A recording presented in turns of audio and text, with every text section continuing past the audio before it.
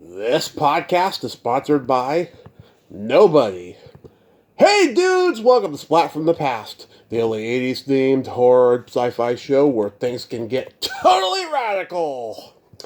Now today I will be welcoming my longtime friend in stand-up comedy, and he was a mentor, even though he didn't apply for the job, Jeff Applebaum. Oh my God, Jeff has been doing stand-up comedy at least 25 years in the Bay Area. He's been on the Late Late Show with Craig Ferguson. I almost said Kilborn. It's Ferguson. He was in the Will Smith movie, The Pursuit of Happiness. He does a Rat Pack show with Sandy Hackett, and he's just all over the Bay Area doing gigs like almost every night, doing stand-up, and it's going to be great to have him on today. I've been wanting him on, God, forever, since almost at the beginning when I first started the podcast. But we're going to make it happen today, and I'm so friggin' excited. Jeff just had a birthday this past Wednesday, so let's give him some love. Also, happy birthday to the one and only Al Pacino, one of our greatest actors. The Godfather movies, Dog Day Afternoon, Serpico, and Justice for All, which is my personal favorite. Cruising, Scarface, Donnie Brasco, Dick Tracy, the list goes on and on. It's his birthday as well. Now, yesterday, I woke up. I woke up feeling prosperous. Had a great interview with Diana Canova, and we were off to the races. Then I found out on Facebook, Lar Park Lincoln passed. My sixth-time guest and virtual friend, Lar Park Lincoln, has passed. She was so kind to me. I never got to meet her in person. We were going to meet in person at a con and have coffee, but we never got to. We did 6 hilarious, insightful, candid, real, and loving conversations. She loved me. I don't know why. But I was the only podcaster who got to speak with Lar, once a year. As I don't think anybody got to have her 6 times, and I certainly did. Maybe because I didn't ask her the same horror shit that everybody does a million times, that we got to talk about, life, her love for acting, the horror fans, whatever was going on in our lives. It wasn't just, horror. She loved her children and grandchild. I'm so glad that grandchild got to have the time with her that it did. The strong woman survived cancer, the loss of her husband, punched a creepy producer in the gut that got fresh with her. She was a super woman. Rest in peace, Lar. Thank you. So yeah, here is my interview with Jeff Applebaum.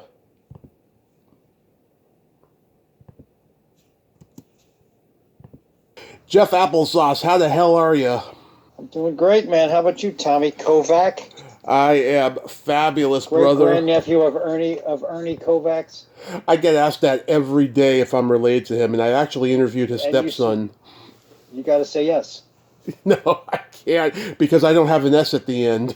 There you go. Of course. Yeah, but here we are. We're alive. How you been? Been good. Lots going on. Lots of comedy world, work, family, and haven't seen you in a while. I remember when you first started out, Tommy. Yeah. And you worked through so much, and I was so proud of you when you got up and did something. And now look at you. You got your podcast. This is called Splat from the Past. So clearly I'm a has-been. Thank you for having me. You're not a... No, nobody's a has-been. Nobody is. Exactly, my brother. So how have you been able to get all these people on? I'm very impressed. I ask myself that question every damn day. I don't know how I've been able to. I guess I'm just getting better at talking to people, and people are putting their trust in me. I don't know. It's something. I see. And thank you for the check. I got that. I'm kidding. Yeah. So let's start from the beginning, man. Going back in time, I know you have a background in engineering, but was comedy on your radar as a kid? Always.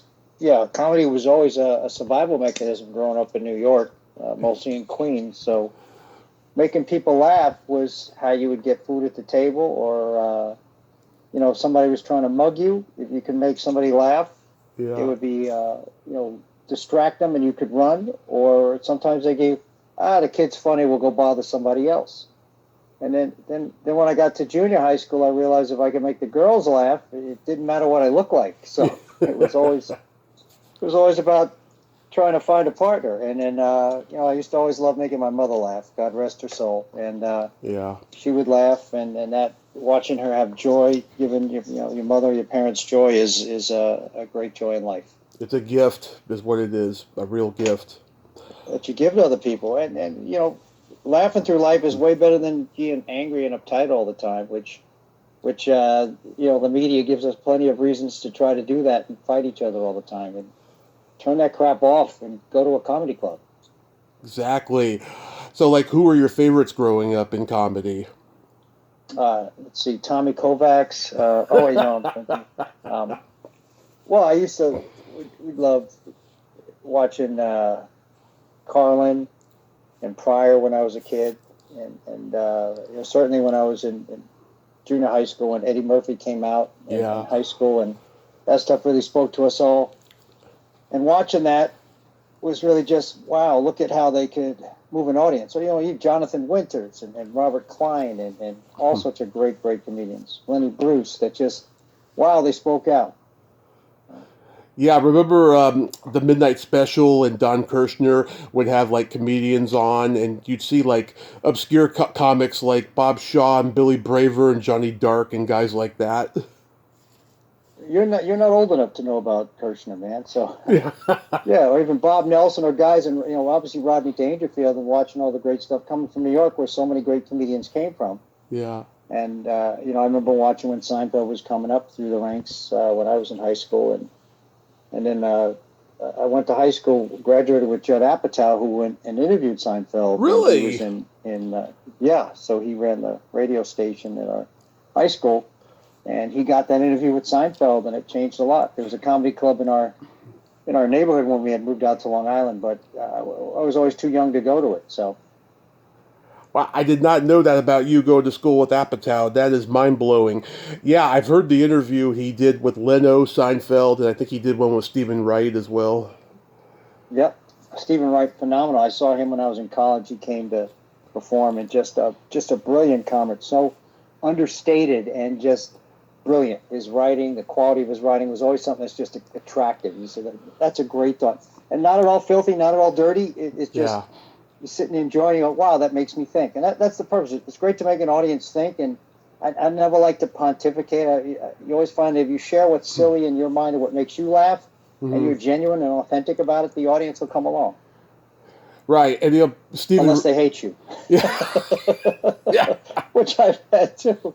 Well, Stephen Wright, he doesn't like it when people think he's much smarter than he is. He's like, I don't have the answers to life. I just think funny. That's all. There you go. Did you have like comedy records, like Cosby doing Chicken Heart and stuff like that? We had some.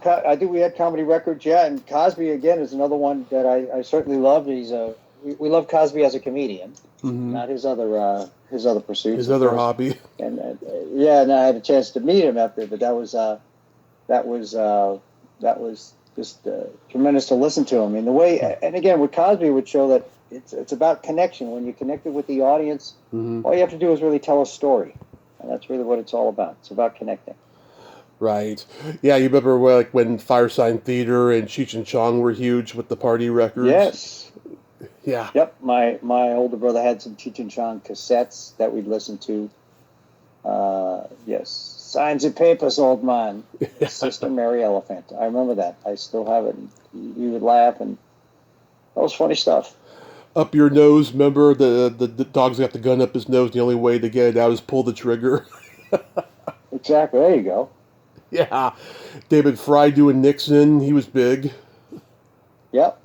Dude, you are an old soul, man. You're way too young to know all that stuff. I've always known this stuff, man, because I had hippie parents. They had all this stuff. That's right. So I got lucky. Yeah, you grew up in Brooklyn, but what brought you to the Bay Area? Well, no, I was born in Brooklyn, grew up mostly in Queens, and then out to Long Island. So after studying engineering, I came out to the Bay Area because that was it still is in many ways, the mecca of high tech. So this is the place to come if you want to make things that don't work in my case, but at least try to make things. And I knew that if something were to go away with one job, there was always something else to do. My brother was out here at the time, and I had never been to or lived in California. And as a New Yorker, it's a foreign country, and it still is. But it's been about 35 years now, but I still am an angry New Yorker. So Wow, 35 years. What year did you start stand-up? last year, nothing. I don't know, about 20 years ago or so, a little more than that. But actually, I've been doing stand-up effectively all my life, but it's a matter of when I was on stage and then getting paid for it. That was another story. Okay. Comedy's always been, like I said, a survival mechanism, a communication vehicle, and a way that I find is how I like to look at the world through a funny filter. You look at everything and go, what's funny about this? That's how I've always looked at stuff. It's stuff that makes me laugh, and telling your friend something about something you're observing, to me, is what gives me joy. One of the things that gives me joy. Yeah. Yeah, because I started in '06. I met you in '07 at the Swinging Door, and you were already polished when I met you. That was a gay bar? Yeah. No, I'm sorry, that was the other door. No. The Tommy, you got quiet. It was a joke. Yeah. He's like, crap, we got to edit this out now. No, I'm Sorry, just man. laughing. That's all. Yeah, you're like my audiences. They look at me and stare, and they say, I was laughing. Okay. Yes, I remember that. The Swinging Door mid-peninsula. I remember your mom used to come out to the shows too, right? Yeah, she used to come to the Rooster T. Feather shows. Yeah, I remember your mom. Yeah, she says hi, by the way. Please tell her I said hello. I will. You were one of her favorites. Like you and Tina Allen Gallo were like two of her favorites. Oh, it was very kind. He has questionable taste, but I appreciate it. Yes. Yeah. Yeah, I think when I first met you, I think John DeCoven was hosting first, and then you, and then DeCoven came back. Yes, good old John DeCoven, who ran Bunjos and ran a lot of shows, and now he's living in Scotland, I think. Yes, because Oh, I didn't know. Rosie O'Donnell went to Ireland. He went to Scotland. No, he's been there several years with his wife. That's right. Yeah, wow, I didn't know that. But yeah, I just remember, like, we were trying to establish a peninsula scene, and it took a while for it to happen, but, like, nobody was coming in. You remember that? Yep, I do. Yeah. There was nobody coming in. I'd see guys like Phil Johnson and Howard Stone and Karen Smythe and Richard Kiss all coming in. I love those guys. Yep, great people. And I think that's what you find, too, is that everybody comes up, so to speak, through the ranks, or when they start at anything. In comedy, there's a group of people you start with. I know, like Sandy Steck and I started about the same time, and Mikey Winfield, and these are people I go, man, they blew up. What did I do? But these are folks that you always have a special connection with, people that you come through the ranks with, right? Just like anybody in any field, the NBA draft team, not saying that we're NBA draft players, but it's people that you go through, then you're learning stuff together, and that's a good thing. Absolutely. And just you were so kind to me from the very beginning. I was this cocky thank you. I was this cocky young blue hack trying to figure it out, and you were so kind to me. Oh man, I'm happy to hear that. That's what my mama taught me. So dude, everybody deserves kindness until they prove otherwise. Not at all, man. I know that we're all every human being is struggling in some way, right? And we're all struggling somehow, and we all have the ability to feel joy. And the purpose of comedy is to, hey, here's something I see that makes me laugh. Hopefully, it'll make you laugh too. And when you get to that point where you almost don't even care if the audience laughs or not, for some reason, that's why you're effective. I don't know why that works like that, but that's the way it works. Absolutely. I remember going on MySpace and seeing you advertise that you were opening for Robert Klein at Cobb's. That has to be one of the biggest highlights of your career. Absolutely, and thank you for mentioning MySpace. That hasn't been around for 20 years. Appreciate that.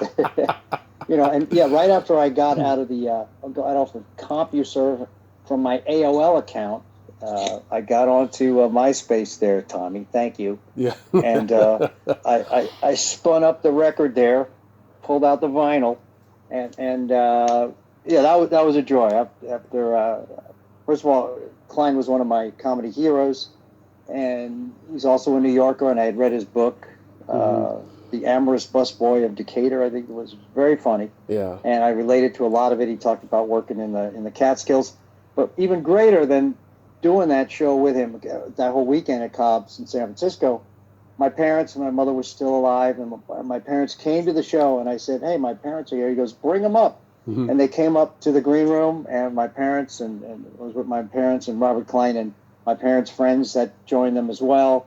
And they all met, and they all just shared stories as New York Jews. And it was a wonderful evening of comedy and just of, wow, you can get to be with somebody you've looked up to. And that's just one of the many joys of doing stand-up and being in this business.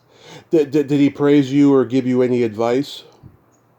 He said, "Get out." And that was just when I walked into him on the restroom. No, he was very kind and complimentary and just encouraging. And hey, my goal was to make him feel comfortable and set him up for the show. So I was focused on that, and we enjoyed each other just talking as people. And he was very authentic, very down to earth, and very funny.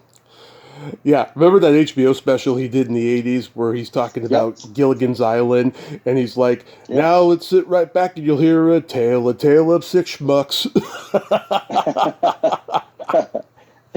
Yeah, I like the story. He goes, my parents go from New York down to Florida. 30 years later, dead. You know, it's like, yeah. That was funny to me. But yeah, all the Jewish comics, they were doing jokes about their parents like moving to Florida and stuff back in the day.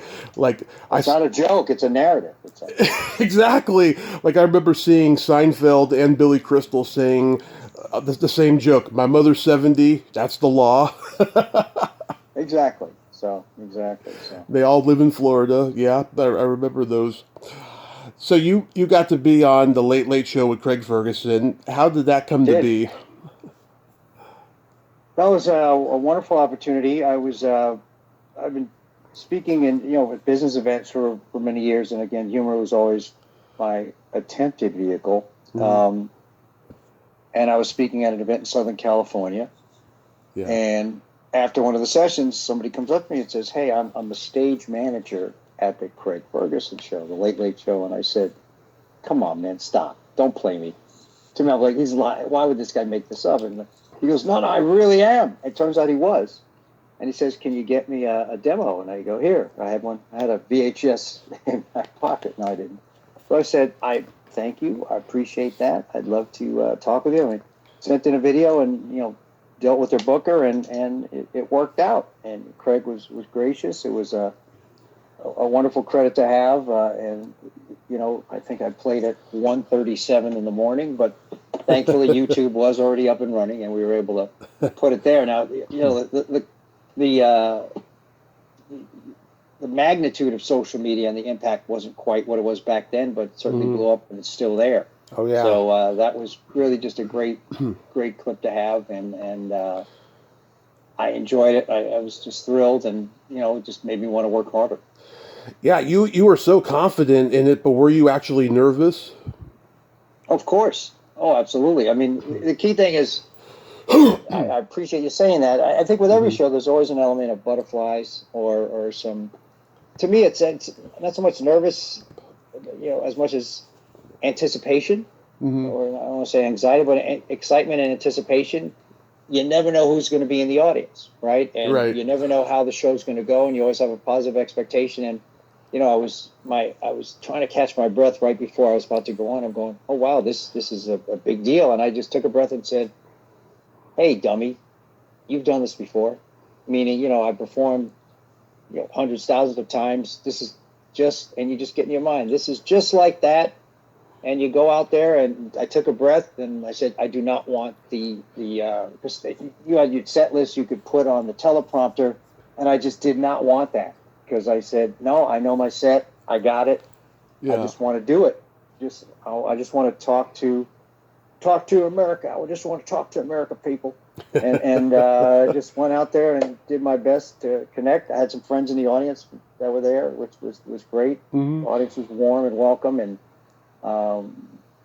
I was just very thankful. It went off well. I had fun, and then and that was that. So yeah. The second joke always kills me. The one about being summoned for jury duty.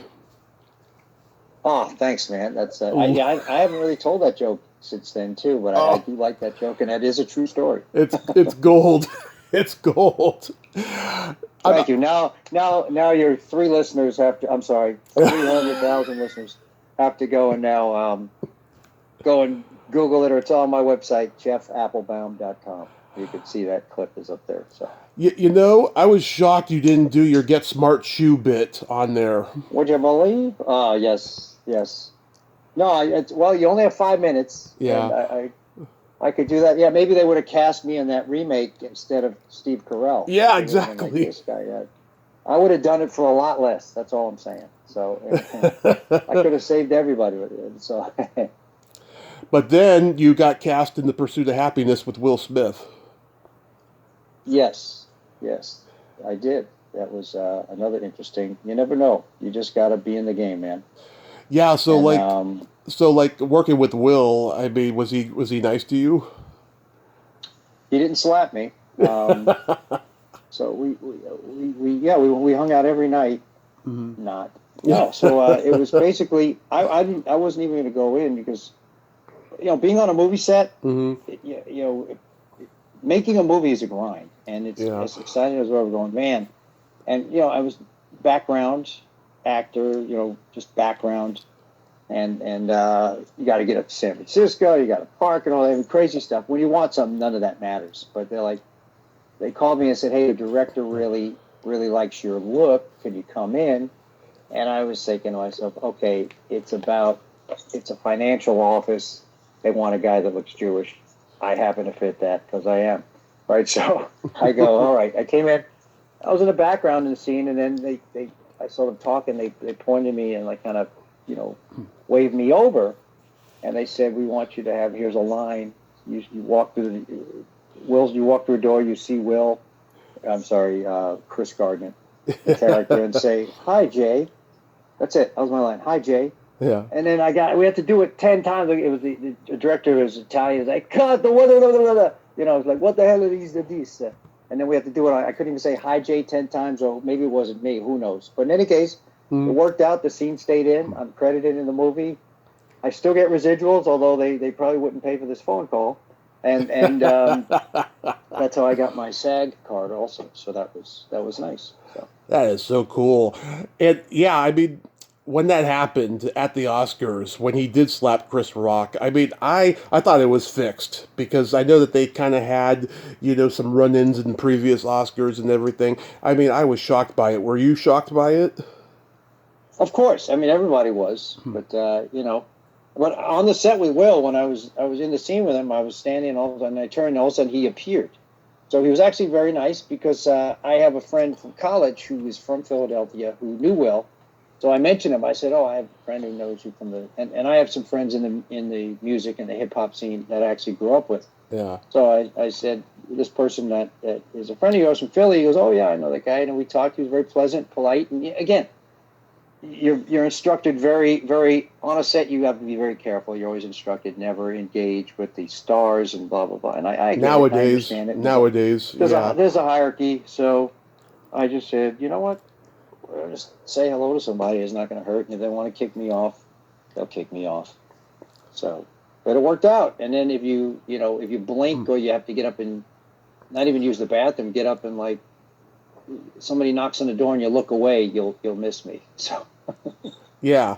Oh, back in the day, though, I'll tell you, I've talked to so many actors who tell me when you were on a movie set back in the 60s or 70s, the stars, they would just engage with, the extras and just everybody, and it was a real camaraderie. Now it's just hierarchical. It's sad, really sad. Yeah, it is too. Well, a lot of people also create their persona or their who they are through social media, or which amplifies reality, which is often not real. So. Hmm. Yeah, exactly. The influencer culture we have now. What do you think? I mean, this doesn't really apply to you because you're a clean comic, but like, what do you think about the whole cancel culture thing in general in comedy right now? I think it's all bull. right? I think Yeah. in general, like here's the thing: I will laugh at a joke that's funny, even if I don't agree with it at all or think it's completely Same here. immoral, unethical, wrong, horrible. Yeah. I will laugh at it if it's well written and it's funny. I don't have to agree with the premise. Now, if your joke is something that is, it's like this whole argument and the BS going on with this whole freedom of speech stuff. Yeah, there's freedom of speech, but if your speech is inciting violence and inciting hatred against somebody else, no, that's independent of whether it's comedy or some of these morons in Washington or these Congress people that now feel they have to curse or use all this rhetoric or all this crap. So I'm but to cancel somebody for that.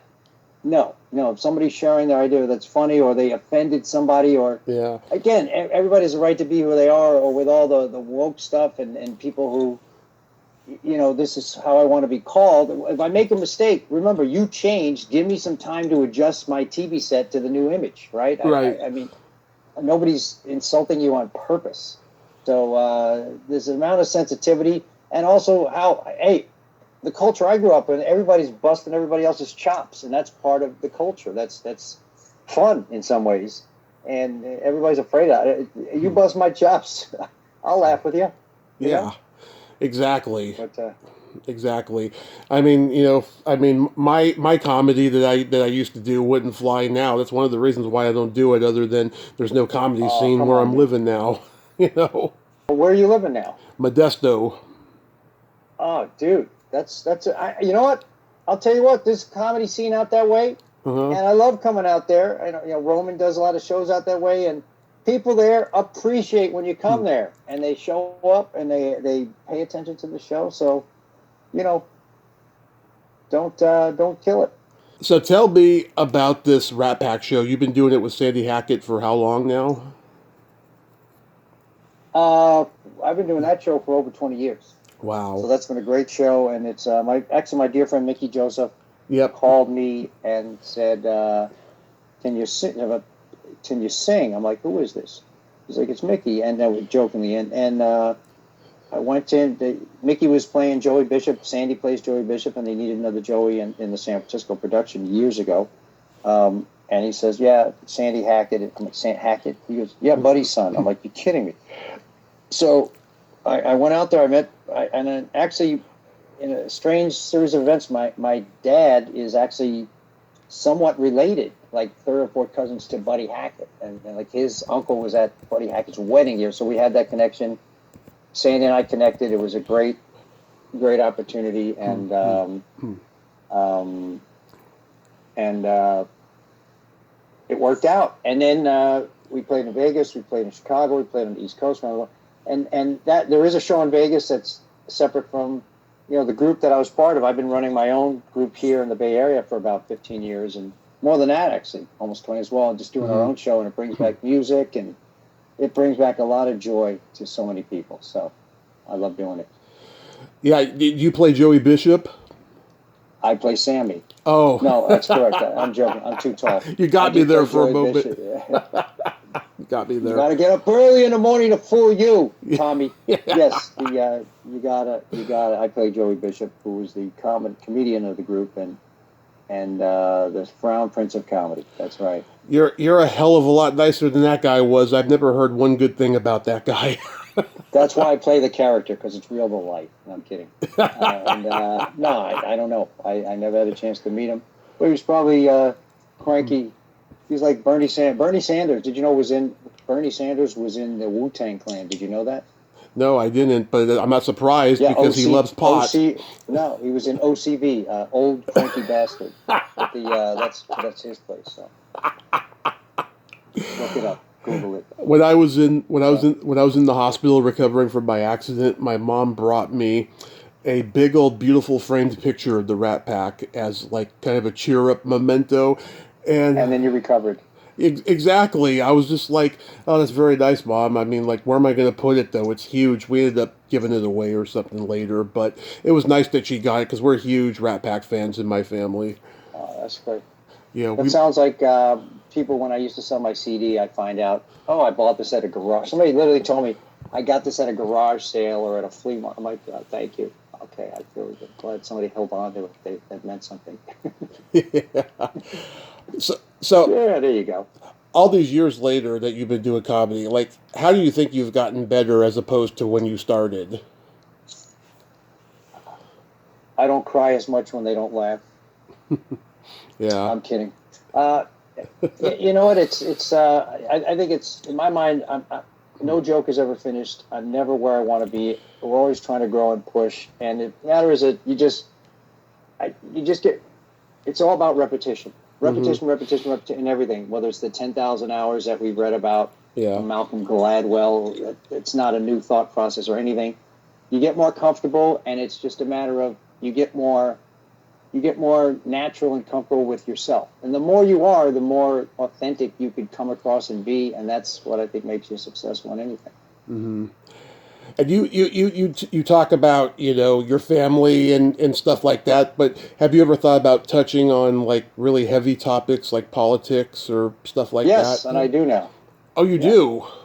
Yeah, a little more so, but just try to stay in the middle because you don't want to divide the audience. I mean, the country was and in many ways can be clearly divided based on what I see as the media really does try to divide us is what I've seen. I don't belong to any political party. I think they're all full of it. Same But here. so I see the media tries to divide. I don't want to do anything like that. So Yeah. um, Do you still do your Taco Bell joke? once in a while, I love don't that. tell them. They'll have to come to a show to see it. Yeah, I That's love right. it. I love that joke. So I saw your schedule. You do a comedy night at the Elks Lodge in Palo Alto? I do present. Yeah, I produce a show there for them every a couple times a year, and it's a wonderful organization there, and it's more of a community event center. So it's been a great show there. Yeah, we just did one last week. Yeah, it started like right around the time I was leaving. I remember I never got to go, but I remember it being announced. I'm glad it's successful, at least. Thank But you, man. tomorrow you guys show in Saratoga. I do. Yep. Always got shows going. Got some events in Vegas coming up. I do a lot of corporate stuff. People, background in tech, people hire me to do events for them. And yeah, Yeah, and you play Skoma's restaurant for their 60th anniversary with the Rat Pack this Sunday. Skomas. That no, that's in actually it's going to be May 27th, Tuesday, May 27th. Okay, I thought it said April 27th. I'm sorry. Oh, maybe it might have. No, you might have. I better check my own. I could have typed it wrong. So, Okay. Do you ever run into El Boogie? no. That was so funny that night. Yeah, you come to headline at Steamy's the first night that I was hosting. That was the only night we had that was a success, by the way. After that, no one showed up. Hardly anybody did. And you were just cracking me up. You're like, what's his name again? El Boogie. Wait, I'm tired. What's his name again? El Boogie. God, I'm just out of it. What's his name again? Where the hell was that, by the way? At Steamy's in San Mateo. Oh man, jeez, that is unbelievable. Yeah, you were great that night, man, and I appreciated Thank you, you Tommy. coming so much that night. Just like I appreciate you coming on today, man. This has been fantastic. Thank you, brother. Tommy, is my pleasure, and you know what? Stay healthy, take care of yourself, and again, always do the right thing. Remember that. Always. And also, too, happy birthday. Oh, thank you, man. I finally Yep. turned 30, so. Ish. All right, brother. All right, brother. Keep making the Have a great world weekend. keep making the world laugh. All right. Thanks, Tommy. You take care. You too. Bye bye. Bye bye.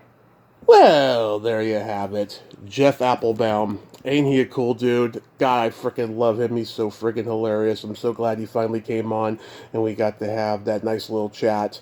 And yeah, everything I said was true, man. I mean, I have those great memories. He may not remember them, but I do, and I always will. And that's why I friggin' love that guy. So thanks so much for coming on, Jeff.